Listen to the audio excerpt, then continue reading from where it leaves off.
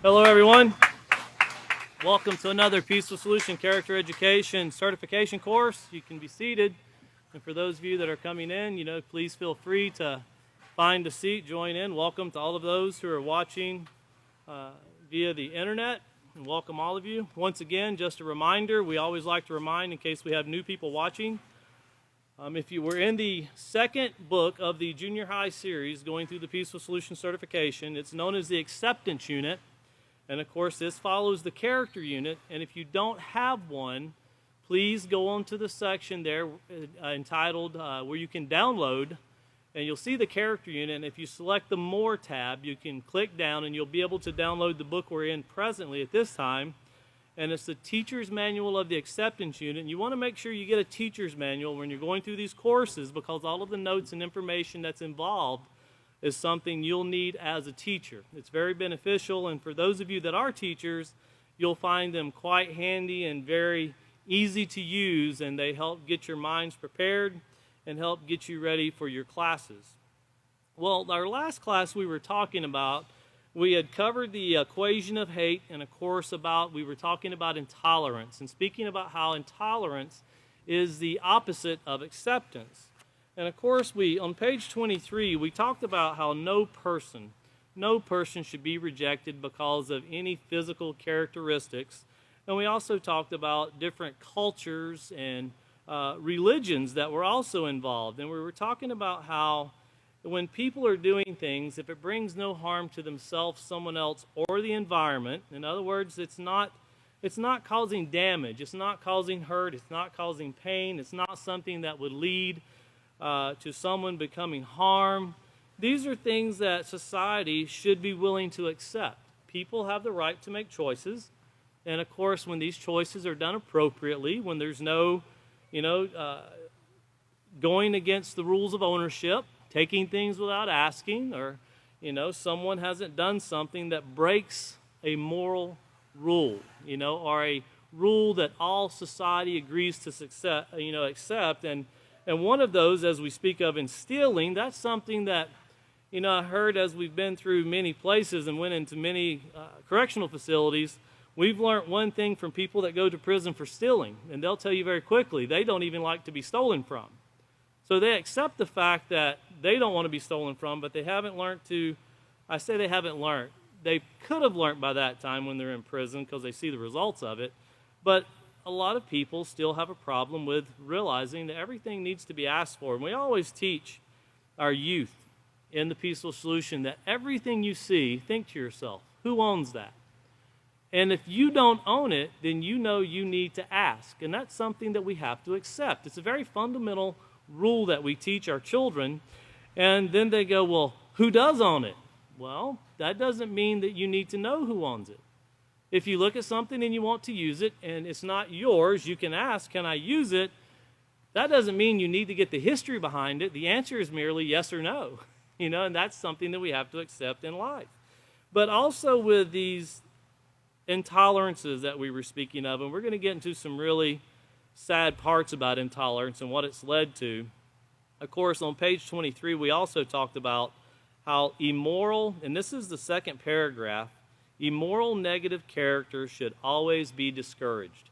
It should never be promoted. Someone should not laugh.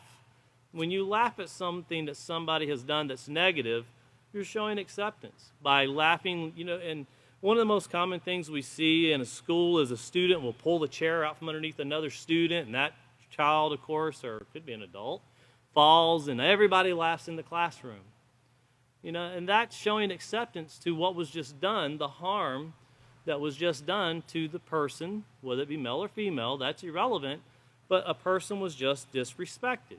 And we can't stand for those things. We have to stand up because you never know. A lot of things seem harmless. A lot of things seem like, no one really got hurt. Well, how would you feel? What goes through your mind if somebody does something embarrassing in front of everybody else to you and you're the one that receives this embarrassment? How do you feel? We all tend to think that everybody should go through life and anything negative that's done to them should be like water off a duck's back. But it doesn't work that way for us. We actually replay it over and over and over in our mind. And the goal of the peaceful solution in going through the acceptance, one of the greatest things that we want to get into the minds of everyone is life, and we'll speak about this more tonight, life in general should have value. You should not have to know the person to value that person's life. You shouldn't have to know their parents or their grandparents. You shouldn't even have to know them, period, to have value for their life and to accept they have a right in society.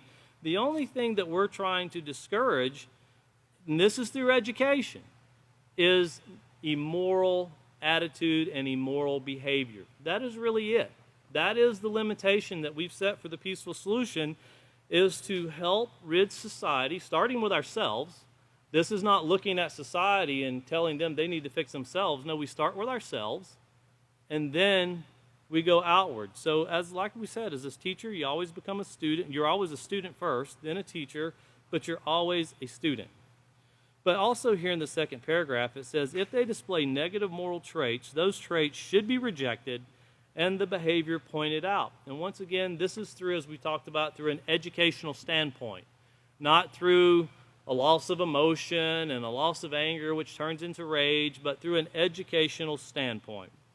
So with those things in mind, turning over to page 24, we talked about the equation of hate, and we want to get this firmly in our minds because this intolerance is what we're going to speak of tonight, and we're going to give some examples of some intolerance that took place even here in the state of Texas. And I remember when it took place back in 1998, and it's always stuck in my mind. Even the man that suffered from what took place, we have it here, the story, part of it in our book in the acceptance unit. But of course, the equation of hate, we learned that a tolerance plus inconsiderate plus racism plus discrimination, it equals hate. And of course, we've seen that hate is an intense hostility or an extreme dislike. And of course, you can't go around just hating people. And we see that in society today where people hate people because of the color of their skin or because of their religious beliefs or because of their nationality. People will have derogatory names or derogatory terms for people just because of those very basic things. And then you can even have, neighborhoods to where people go, oh, they're from the north side. We're from the south side. The rich people stay on the south side. If you live on the north side, you're poor, which is stereotyping, and we'll get into that tonight also. But consider these things as we move forward about this hate and what it takes to lead to this hate. Because if you're a person that has intolerance towards something and you're being inconsiderate and you have any form of racism, and racism is more than just black, white, yellow, green, purple, orange, and you discriminate, which means that you treat people or consider them based on a class or category, then you have hatred that has matured completely inside of your character. And that's a very dangerous thing, an extremely dangerous thing. It will lead to causing hurt and pain upon people without having any care that you've done so. Looking over here to page 25, and put your finger there because we need to go back to our lesson plan here, and we're in procedure 4 starting tonight. So keep your finger on page 25 because that'll be our first page, but we want to go back to our lesson plans, and if you're just joining us, this is why the teacher's manual is so important, because this is our instructions on how we need to present this program. And here it's on LP page D, LP page D, procedure 4. Tell students that intolerance, which is the opposite of acceptance, can be seen in many different forms. But regardless of the form, the effects are always the same devastation and devaluation. Explain to students that hate is born of tolerance. Hate can lead to crimes of violence toward people and their property, and even to murder. Instruct students to turn to page 25 in their handbooks and read the section entitled Intolerance Hurts. Have them answer the questions found on page 27 after reading the article Sticks and Stones. So let's turn over here to back to page 25, and of course you see there's still more to the procedure, but we're going to cover these first parts and then we'll go back to the procedure once we get done with page 27. So turning over to page 25, entitled Intolerance Hurts, and we see here once again that intolerance is the opposite of acceptance. And if you remember that tolerance is the opposite of being intolerant, and on page 2, on page 2 where it says others count 2. This is for your notes, so you have something to refer back to, and I'll read it for you. You don't have to turn back there, but it's the second sentence. It says, well, I'll read the first 2 sentences. It says, here's something else to consider. Each person is just as important as you are. That means that as you learn to accept your life is worthwhile, remember that so are the lives of others. This is called tolerance, and it is an important part of acceptance. Well, intolerance is the opposite, as we see here, the opposite of acceptance, and it takes many different forms. Stereotyping, prejudice, and discrimination are all ways in which intolerance manifests itself in our society. You know, and stereotyping is something that's very interesting. I looked up the word stereotyping, and it meant to stereotype. And I looked up the word stereotype, and it gave the definition of to stereotype. And I thought, well, that doesn't really explain much to someone that doesn't understand that. But here's the definition that was offered through Google, and it says a stereotype is a fixed general image or set of characteristics that a lot of people believe represent a particular type of person or thing. If someone is stereotyped as something, people form a fixed general idea or image of them so that it is assumed that they will all behave in a particular way. And, you know, I've learned a lot from the children we've traveled with for years, and examples were given to us because we have such a variety of youth in the house, in the Peaceful Solution and in the work that we've done and still doing through traveling through many places.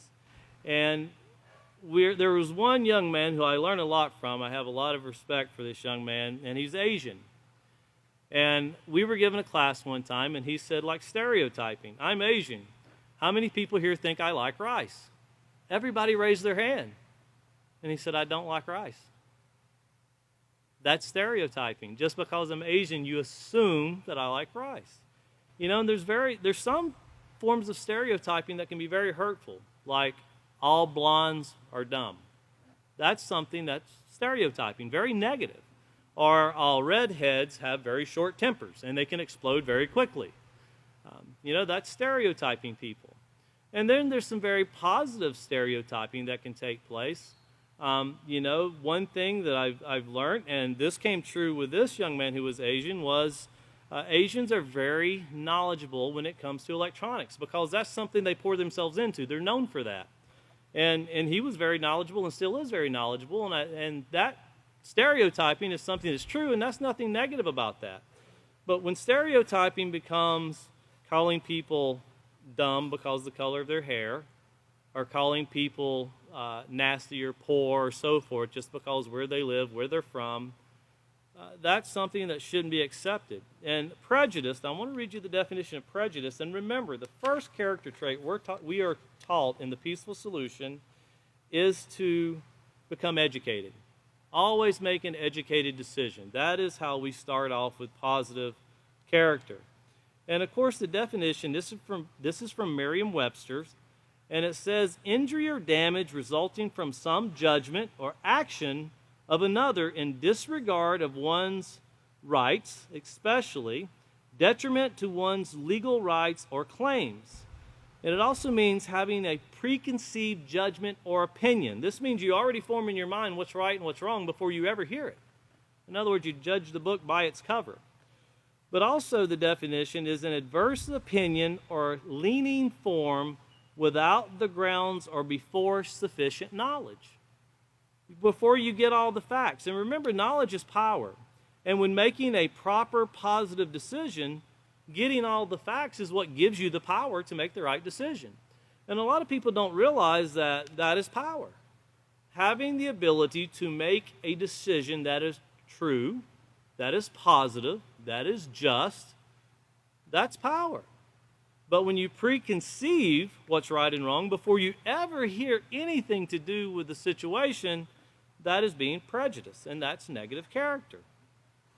But continuing on here on page 25, it says, intolerance, when directed at an individual, community, or nation, results in fear, distrust, anger, resentment, and even war.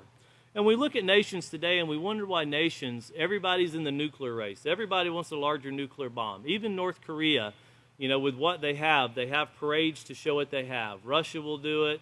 The United States has been known to do it. China has done it. But nations want other nations to know this is what we have.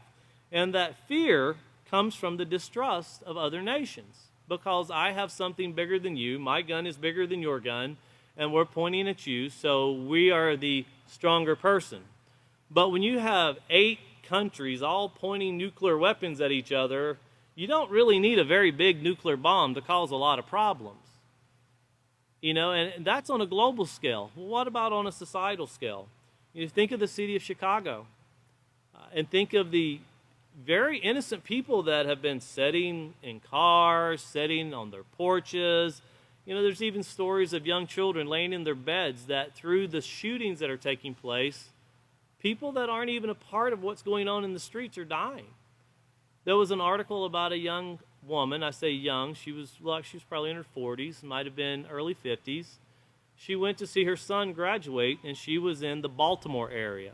And as she sat on the balcony in the hotel, she actually got a stray bullet, and it killed her. And she had just went to see her son's graduation, and she was just sitting there. But a stray bullet from a shooting that was taking place ended up in her body. Now, that's something that I would say most of society would say we can't accept. But my question is, do you really think society understands what needs to be done to fix this? A lot of people will say, well, in acceptance, they expect this. We need to pass more rules. That's what we need to do. We need to pass more rules or laws concerning whether it be guns or so forth. But let me ask you and ponder this. If you already have a rule or a law that should prevent it, is passing another rule or a law going to cause the people that broke the first rule or law, is it going to cause them to keep it now?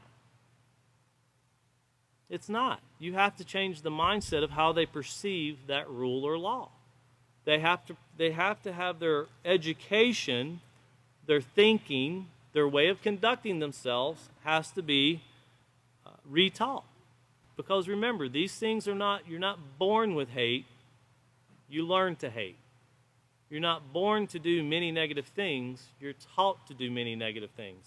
And sometimes that teaching comes from the lack of parents teaching, and they go out somewhere else to learn other things. Children are always wanting to learn things. It's up to the authorities, parents, guardians, as to what you allow in them. And then you have a lifetime to see the results of it.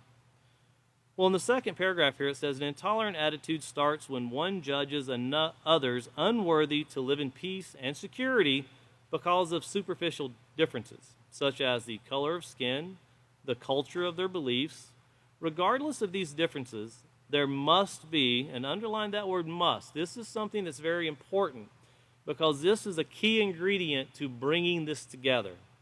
There must be a basic fundamental value and respect for all human life. And we say human life here, but you can easily right over to the side and say for all life.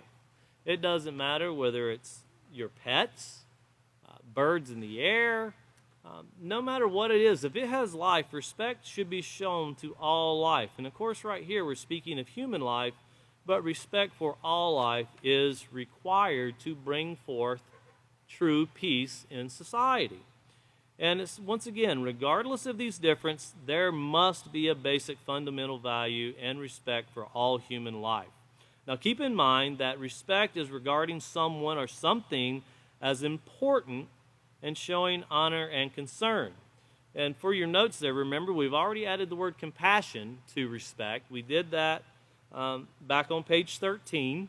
And you'll remember that little black box that was over to the side. We talked about empathy and compassion, and we also discussed that in the character unit with the positive character traits in chapter 1. So also add compassion there, and of course we'll get to what we know as the 3 C's as we proceed through the peaceful solution, building slowly one block upon the next. But notice here, the basic fundamental respect for all people means to avoid violent, verbal, or physical behavior. So it needs to be avoided at all costs. That doesn't mean the situations won't present themselves. But people have to consider the options that are before them and avoid them when they present the possibilities of arising. And of course, people tend to think that, and this is something we'll learn, once again, all these things we'll gather as we move forward, people tend to think that anger in itself is an uncontrolled emotion. And that's not true. And we'll get much deeper in that. But just think for now, anger just means it's something you're displeased with. When verbal aggression, cursing at someone, throwing punches, yelling, when that kind of behavior takes place, that's called rage. And that's uncontrolled anger. That's very negative. So keep that in mind as we're moving forward to these things, because we want to kind of mold the way the peaceful solution wants us to understand things, because when you recognize things that are positive as positive, then we can move forward. But if we recognize something that's negative as positive, we're hindered pretty heavily, and we're working backwards instead of moving forward. But anger is just showing you something you're displeased in, and everybody's got a different definition of anger. We'll get to that as we move into the self-control unit, but just consider that for right now. Anger does not involve any kind of physical confrontation, any kind of verbal confrontation. That turns to rage. But also, they interact with consideration of others' needs by showing compassion. And once again, let's turn back to page 13 and reread that definition for compassion so we have it in our mind as we move forward. Well, it was empathy and consideration that we had there. We'll read the word empathy because that's what leads to it. So here on page 13, if you'll write that along with the compassion, it is empathy means to understand how others feel. And here in the third paragraph, we see that accepting others means understanding that they too have circumstances that are beyond their control, as well as positive traits and abilities. It means accepting them regardless of nationality, where they are from, or ethnicity, their culture and religion. Accepting others does not mean condoning actions and attitudes that are negative, disrespectful, or immoral. Nor does it mean agreeing with someone who is wrong, even if it's your friend. Now, keep that in mind and go back up to the second paragraph, because we talked about rejecting things that are negative. So notice here in the second paragraph it says accepting others means deciding to treat them the way you would like to be treated. It means putting yourself in their shoes and asking yourself, how would I feel if someone treated me this way or made fun of me? The ability to put yourself in someone else's shoes is called empathy. Having empathy is an important part of acceptance and having consideration for others. And of course it leads to developing the character trait of compassion. So turning back here to page 25, we see here, you see two people, and of course giving each other the kind of they call it the evil eye, so to speak, showing that they're displeased with each other. But notice here what it says about without value for life. And remember value we went over in the character unit on page 6, the definition was given, and value means it's something that we deem to be important. And we talked about how values can vary from one person to the next, from one family to the next. We talked about how people even value people differently. You know, children will look at their mother and their father very differently than they will look at other adults who are men and women. And that's acceptable. That's fine. They should have a closer attachment to their parents or their guardian and so forth. They'll have a different view of their grandparents and their, and so forth, and their brothers and sisters they'll view differently than their friends that they have that they'll meet as they grow older in life. So value can have many different levels, but we're deeming things as important and we're considering about it being positive, having the value for life, having true care and concern for life. But notice it says without value for life, respect and compassion, the result is hatred in the form of intolerance. So without having this respect, compassion, and value, a true concern for all life, we breed intolerance. Some people who are intolerant demonstrate their hate and contempt for others by physically or verbally assaulting them and their property. These forms of intolerance have been classified as hate crimes. Hate crimes deprive others of the right to live in peace. These crimes can range from property damage to murder. Hate crimes can leave victims feeling angry, depressed, afraid, and distrustful. The victims of hate crimes are sent a clear message that they are not welcome in a particular neighborhood or community. And if you've seen the news recently, It was very popular on the news in the last, I would say, month, of this Asian lady that was in New York, and she was walking through the subway system. And as she was walking, a guy walks by and just hits her so hard in the face, he knocks her out. And everybody's standing around, and the guy just stands there like she deserved it. And they come out. He'd never met this lady, didn't know her. She didn't say anything to him. She didn't look at him. But he just hauled up and hit her. And the only reason he could come up with was she was Asian. And how much sense does that make? And where did that thought enter his mind? Because thoughts lead to feelings, and feelings lead to actions. When someone says, I wasn't thinking, well, we talked about in the character unit, you're always thinking. And it could be a very quick thought, but we're always thinking. But these hate crimes we see taking place, and this book was written many years ago, but the examples that are given in this book are so relevant to what takes place in society today. It's like this book was like it was written before its time, so to speak. It literally, if we could have adapted these basic principles into a generation 20 years ago, think of the difference we could have made. And think of the difference we can make starting today. Well, here on page 26, you have victims of intolerance. Read the following articles about the effects of intolerance. The first one we're going to read is a situation that took place in India, and it was reported by the Independence News in New Delhi. And it says, rampaging Hindus burn Muslims, children alive. And it says, India's worst outbreak of Hindu-Muslim violence for a decade escalated yesterday with the death of 60 more people in the riot-torn western state of Gujarat amid fears of violence could spread. A political crisis also loomed as the Indian Prime Minister Atal Bihari Vajpayee begged Hindu militants to halt inflammatory plans to raise a temple over the rubble of the mosque.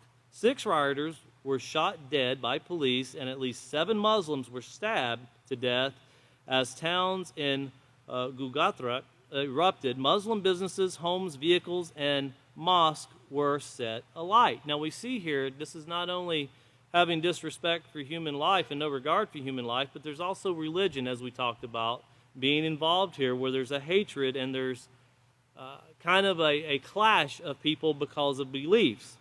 And it says a single act of violence stood out on a day of horror. A 2,000-strong mob surrounded a block of Muslim flats in the Hindu-dominated area of Meghana Najar, and it set it alight. A dozen children and 26 adults were thought to have been burned alive. The mob blocked roads to stop police and firefighters from rescuing victims. The mobs were out for revenge after nearly 60 Hindu activists from the Hindu World Council, the VHP, were murdered by Muslims who hurled firebombs into their train at Gadhara. Stations on Wednesday, the horror of the attack, in which 14 children died, stoked an atmosphere of intercommunal hatred that threatens to spread to other states. And of course, in New Delhi, you're talking about an enormous country as far as population. And whenever things like that break out, this hatred breaks out, it becomes very quickly the act of what 1 or 5 people or 10 people did is kind of forgotten, and it becomes us against them. It's when, and I won't give countries, but I'll give example. It's like when country A invades country B. Everybody in country A wants to dominate country B, and everybody in country B wants to make sure they drive out country A. And everybody from that country is an enemy. And that's kind of the way that it's formed in the minds of citizens. And we can think, well, why would people hate that if someone come in, because we're just going in to help them? Well, think of Syria for an example. And Syria is being told you need to accept the United States, Russia, Turkey, and other countries being involved in your country. Why should Syria accept that? Think of that. Why should Syria accept that countries come in and take their oil, which is their lifeline of their economy, and why should they accept that someone takes it? Because if you say, well, because they're helping them, you have to realize you're agreeing that people should be able to come into your house, into your yard, and take your things and say they're helping you. You should accept it. You cannot justify countries doing it and the very basis of a rule when it comes to your own property say, oh no trespassing on my property. Not allowed. In fact, there's a sign out front that says trespassers will be shot and survivors will be shot twice. You know, it's not very fundamentally beneficial to have two viewpoints when we look at these things. And the next one, this is one that I will never forget. It's always stuck in my mind, this example that was given, and I remember the utter shock when I heard the details to this that took place with this situation here in Jasper, Texas. And I'm going to read you because I want everybody to understand how devastating this actually was. And it says, jury shown human billboard of hate in Texas dragging case. And of course, this was Jasper, Texas, reported by CNN. And it says, Texas prosecutors in the trial of one of the three white men accused of dragging a black man to his death said Wednesday that John William King did not wear his hatred on his sleeve, but wore it all over his body. Prosecutors showed colored photograph of dozens of intricate racist, satanic, and neo-Nazi tattoos on King's body to the jury. Now, that gives a brief kind of summary of what takes place, but I want to read you exactly what took place. That was in 1999, but the actual murder took place on June the 7th of 1998. And the man's name was James Byrd Jr. He was 49 years old. That's about a year older than I am. It said on June 7th, 1998, Byrd, age 49, accepted a ride from Sean Berry, age 23, Lawrence Brewer, age 31, and John King, age 23. Berry, who was driving, was acquainted with Byrd from around town. Instead of taking Byrd home, the three took Byrd to a remote county road out of town, beat him severely and spray painted his face, urinated and defecated on him, and chained him by his ankles to their pickup truck before dragging him about 3 miles. Brewer later claimed that Byrd's throat had been slashed by Berry before he was dragged.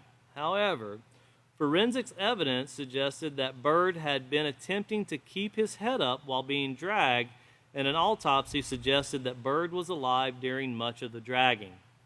Byrd died about halfway along the route of his dragging when his right arm and his head was severed as his body hit a culvert. While almost all of Byrd's ribs were fractured, his brain and skull were found intact, further suggesting that he maintained consciousness while he was being dragged.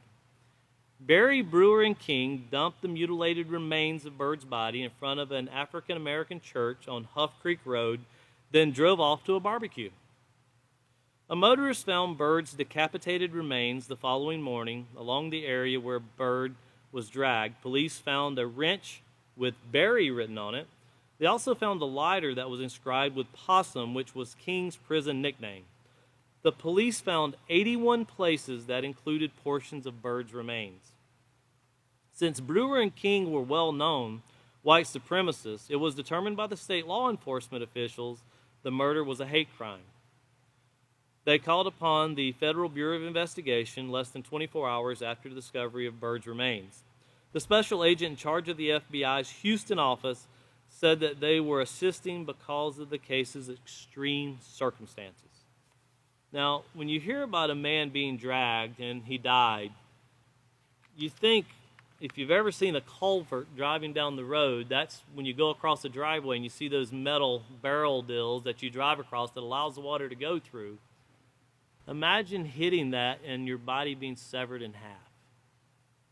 Imagine the mindset of three men to beat someone, spray paint their face, urinate and defecate on them, and then chain him and drag him behind down the road. No care what he was going through. And then their excuse for not being as violent was, well, we slit his throat first. That was supposed to make it sound better. But when you think about the absolute horror this man went through, and all he did was accept a ride that was offered to him. 3 people offered him a ride, and he accepted it. Now, if he could have seen the end result of what getting in that truck would have going to cause, I don't think he would readily accept it. But in society, it's not just this man. Research, look online at the people that accept that people are, oh, they wouldn't do anything to hurt me, it'll be okay, and they get into their car. And they're not seen or heard from again until their bodies are found.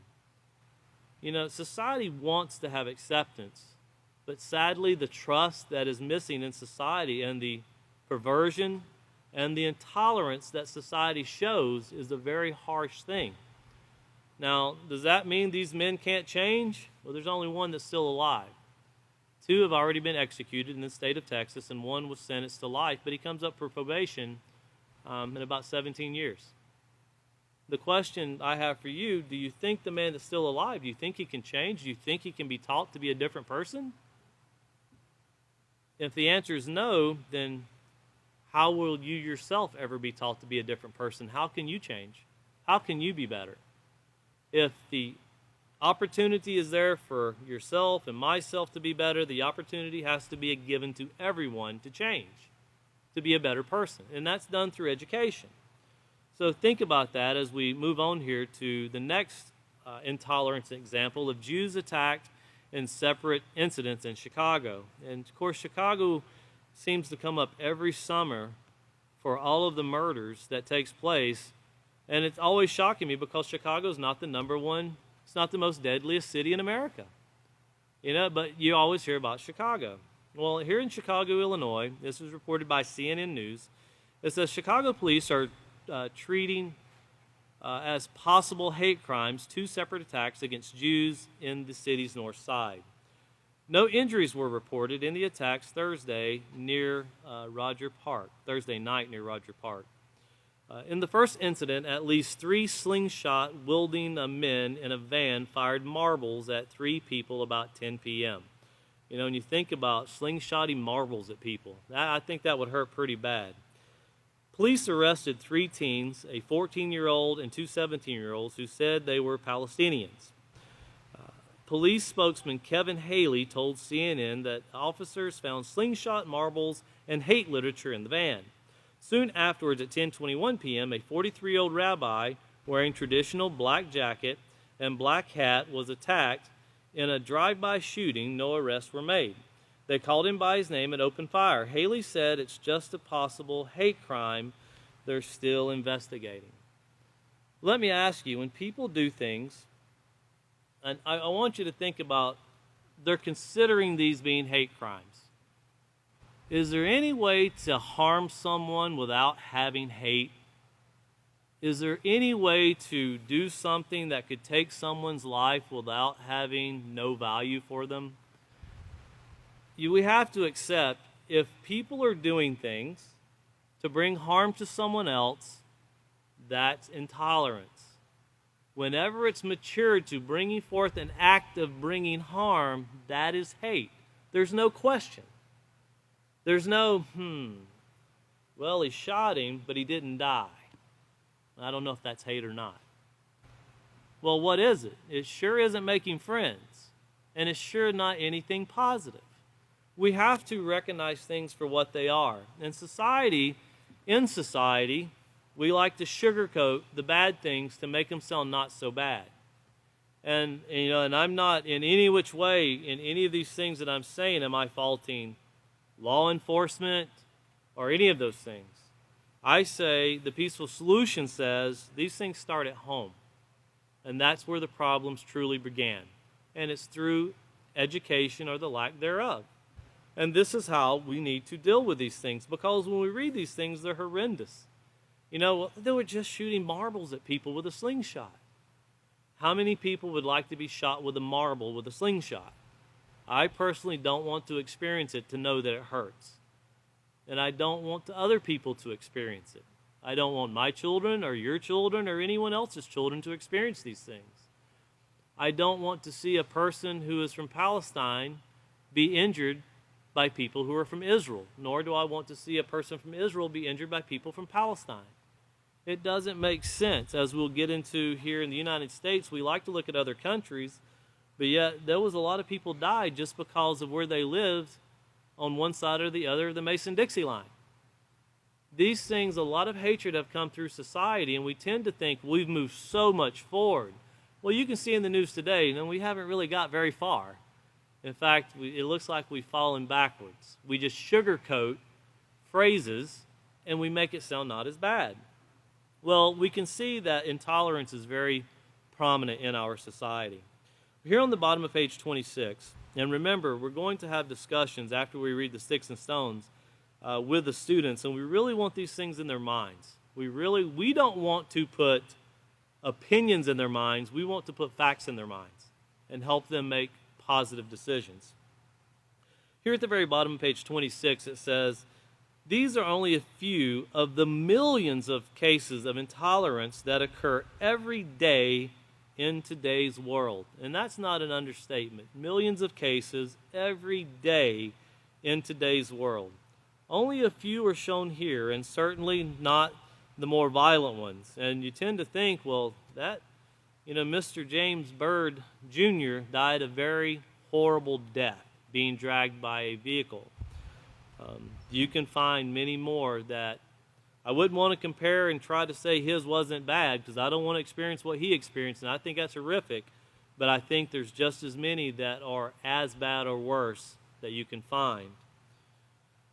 So just by watching your local news, you would be aware of these many and other similar crimes. Hatred is much more shocking when it involves a member of your own family or a close friend.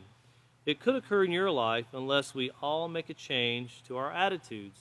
The thinking that, that would never take place with me, never take place with my family, never take place in my lifetime, that's proven to be wrong.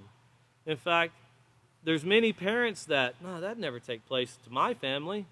Well, sir, we're not here to tell you it took place to your family. We're here to tell you that your son's the one that did it to someone else. That's what we're here to tell you. So no, it didn't take place with your family, but your son's the one that did it, or your daughter's the one that did it. Why? I've given this child everything. Look at the shelf of video games he has. There's nothing he wants. It's all there. Well, that's great, but did you teach him? Did you teach him basic, positive morals?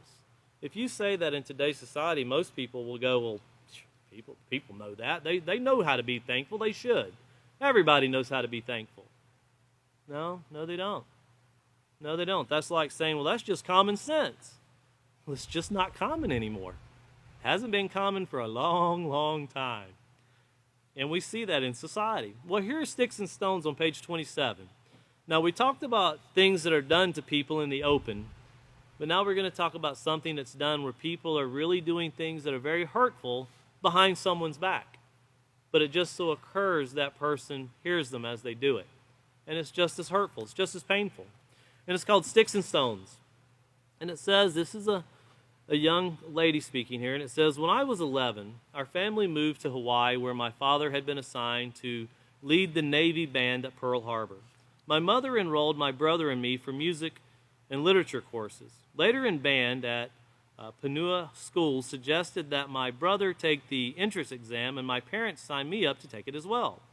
It was 1959. Being a new girl in an impressive institution is always an excruciating hardship. And you think of the standard that she expects of herself because of this prestige of this institution.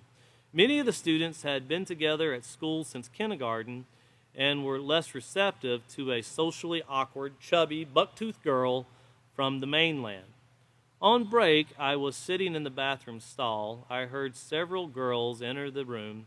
It quickly became obvious that they were talking about me. The most unflattering terms, they busily dissected me, mocking my hair, my weight, my shoes, my clothes, my voice, and my manner, until one of them noticed my shoes in the stall. Uh-oh, she's in here. I heard one of them whisper. And then the hurried sound of their exit. what occurs to so many 11-year-olds in this world is so unspeakably worse than my story. What is extraordinary is the effect it had on me. It became a burden I carried with me for years. What those girls did to me was bad enough. But what was worse was the way I internalized their rejection and carried it with me throughout my adolescence. We covered about when life hands you lemons, make lemonade there in chapter 1. And it's very easily said. But when we say these things, the author of The Peaceful Solution once told a group of us teachers in a meeting, he said, one way to really get slandering people out, and we can slander people really easy, and sometimes we do it to justify our own faults. It makes us feel better about our shortcomings. But he said if we would think that every time we're talking about someone that person can hear us. It's like when you go to talk about someone and, you want to really say something bad about someone and you look at your phone to make sure I didn't call them or anything. And then you start talking about them. That's pretty common. And he put into our minds, and this is something that you don't learn overnight. We have to replay it and replay it and replay it. If you could think that person is hearing every word you're saying, and then if you could consider how much hatred you're showing them by doing that. And, we tend to do things like that, even sometimes through years of trying to justify our own faults, we'll tend to say things negative about people. But if that person knew that we said it, we'd feel really bad. And we'd feel really bad we hurt that person. But we have to consider that if we're a true friend to them, why are we doing them that way? And we'll get into what a true friend is as we move forward. But think about that as we go through here and what this girl goes through and what people go through. We always tend to tell people when they mess up, but telling them when they did something right is something we just expect in society, right? That's the way it tends to go. Well, here with this question and answering, you really want to take the time with your students to discuss not only the articles that have been read, but also other things they may recognize in the news. But the one thing you want to make sure of is make sure the stories that are discussed are factual. In other words, if they bring up something, find it on the internet. The internet has almost everything there. Find it. And then if it's on the internet, it must be true, right? Investigate it. Look at it. Because not everybody that's called a bad person is a bad person. And not everybody that's called a positive person is a positive person. As you remember in the second chapter of the character unit, our families and ourselves were all pretty much a mixture of both. Where it becomes whether we're people totally positive or positive, all positive or all negative, well, we're a combination of both. And we're working to get the negativity out. We're trying to bring the negativity down and raise the positivity. But here's the first question, and notice, how do you think the character in the excerpt felt when she found out the girls were talking about her? Well, when you're talking to students in school, you pretty much go ahead and imagine it's taking place in the school. That takes place all the time. And of course, you're going to get answers that's like hurt, ashamed, embarrassed, and discouraged. We don't use her story as much as we used to because it's been so long. There's been so many other stories come up. But there was a young lady known as Phoebe Prince, and she went through this very same thing, where she was a young girl, very pretty girl, and she went to a new school, and she became popular very quickly amongst students, particularly the guys. And the girls that were there became very envious of her. So they started saying very negative things about her. And, of course, she lived with her mom and her sister. Her father wasn't present in her life, and where she was at was very different, very new. She was up in the New England part of the United States at the time. They had moved there. And, of course, they started making fun of the way she talked, the sound of her voice. Even though she was a very pretty girl, they convinced her she was ugly. And even though she was making friends, they convinced her the only reason these guys talk to you is for this, this, and that. That could have been true. But to call her a slut and other things just because they were upset with her, that wasn't necessarily true. She might not have been aware of what people were trying to do to her. But through this derogatory comments, her mom came home to find her hanging from the staircase with an extension cord one day. She literally wrote a note and said that it got so bad she just couldn't take it anymore. And she started believing the things that people were saying about her. And we tend to think, well, she should have been okay. That's one story of many stories that end up that way. And that's not something we should accept. It's not okay to do people this way. And that's not something we should accept. That's something we have to eliminate from society. And challenge your students with these things. See, to say it's bad is one thing. What are you going to do about it? Pick up a gun? That's not going to answer the problem.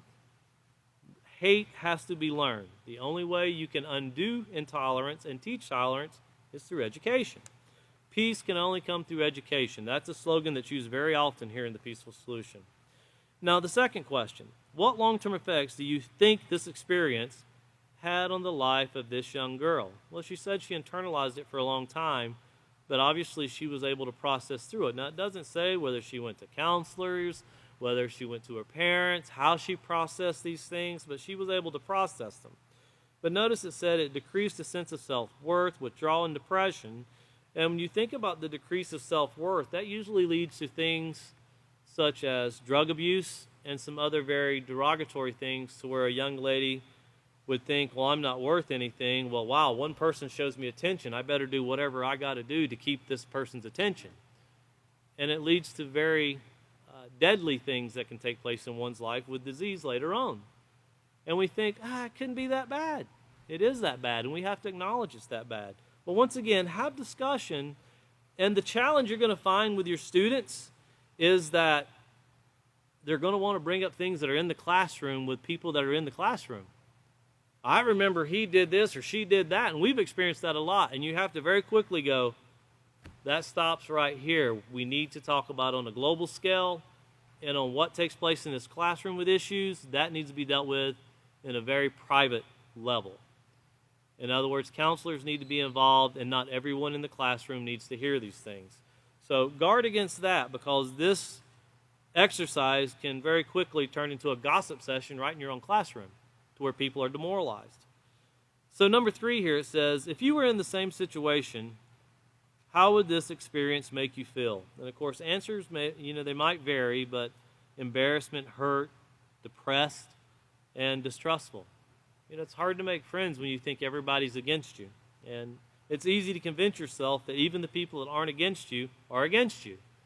And as we talked about before, youth usually have a hard time processing answers from teachers, guardians, parents. They tend to think that they're being harsh to them when they're trying to protect them. And that's what we should be doing as parents, teachers, and guardians. I'm not saying that some people aren't harsh to people, but we should be offering positive correction, and that doesn't mean it will always be accepted. But once again, what were we doing when we were 15, 14, 13, when we were corrected? How did we accept it? Or did we accept it? Did we fight against it? Born to be wild. That was the saying I remember when I was growing up. Well, you can't be but so wild, and the wild goes out pretty quickly. And question number 4 here, it says, what would you do if your friends were treating someone that way? And this is where we get into the responsibility of a situation. And it says, answers will vary, but they might include, tell them to consider the feelings of others, to realize and accept that we are all different and we must accept one another the way we are. And that accepting each other the way we are, remember going back to page 23, we said that in addition to our physical differences, this is the first paragraph of page 23, we also have different cultures and values. So in addition to our physical difference, we also have different cultures and values. Physical characteristic traits, as we talked about, it says, as you learn from the previous chapter, people do not choose their physical characteristics or where they're born. So here you have people that are being harsh to people, being mean to people. Who decides where they're born?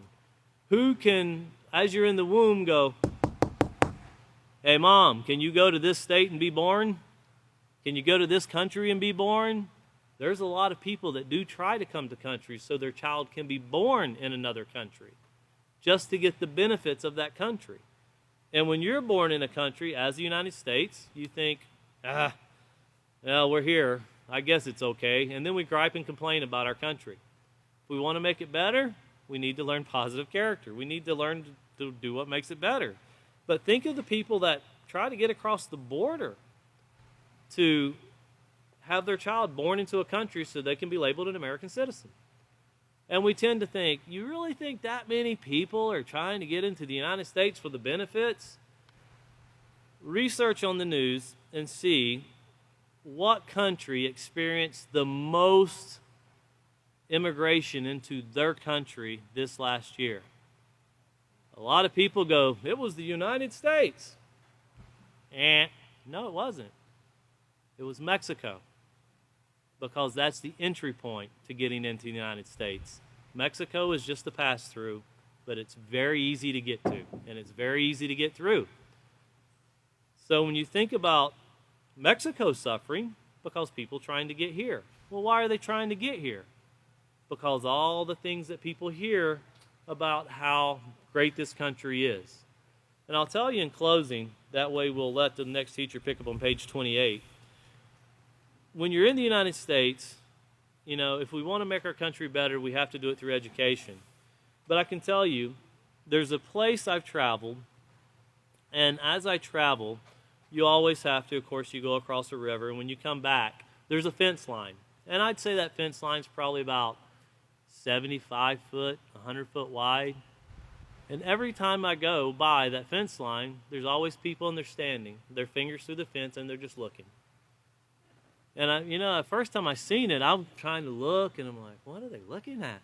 I guess the river's down there. And the next time I came back, I noticed there's still people standing there looking. So I actually, I kind of parked over, went to the side of the road, and I wanted to look too. Because I'm like, what's so intriguing that there's always a whole group of people at this fence line? And then the third time I went, I'm like, I parked my car, and I went up, and I found somebody that could speak English. And I found someone, I'm like, what is everyone looking at? Freedom. Freedom? Yeah, they're looking across the river. That's freedom. I said, how many people have been across the river? Not one person standing there that day had been across the river. And I had them, I said, ask them, do they really know what's on the other side? Nope. The stories that they've been told, and they get a lot of their ideas from the movie shows that are shown about the United States. So they wanted something that already accepted the fact that my country's bad, this country's better. Without even coming to it, they had no idea. And I told them, I said, listen, your country can be a great country, but you have to make it that way. You think your country is a very harsh place to live. When I go across that border, it's a very harsh place to live. It's not easy. There's a lot of hatred. There's a lot of violence. There's a lot of crime. There's people waiting to take advantage of you when you come across that border. It's not a kind place right now, but it can be, just like your country can be, but you have to work to make it that way. And I'm telling you, the hardest thing that you're going to find as a peaceful solution teacher is getting people to believe they can make a difference. That is your hardest challenge. Because it's so bad in society today, it's hard to believe that. If I do this, you're telling me it'll work. I'm telling you, you're not the first one. I'm telling you there's already quite a large-sized group, millions of people that are already made the mindset change. I'm going to help make a difference. So you're not number 1. You're not number 20. You're not even 1,595,000. There's millions of people seeing this is a way to make a difference. And with that, you can get billions of people, 1, 2 billion, very quickly. But you got to be the example first. So keep that in mind with the acceptance we talked about. Encourage your students, build your students up with these things. The next teacher will continue in Procedure 4, and of course they'll continue here on page 28 with intolerance leads to conflicts. So thank you very much for coming. Our next class will be 7/21. That'll be this Wednesday at 5:30 p.m. Thank you very much for joining us.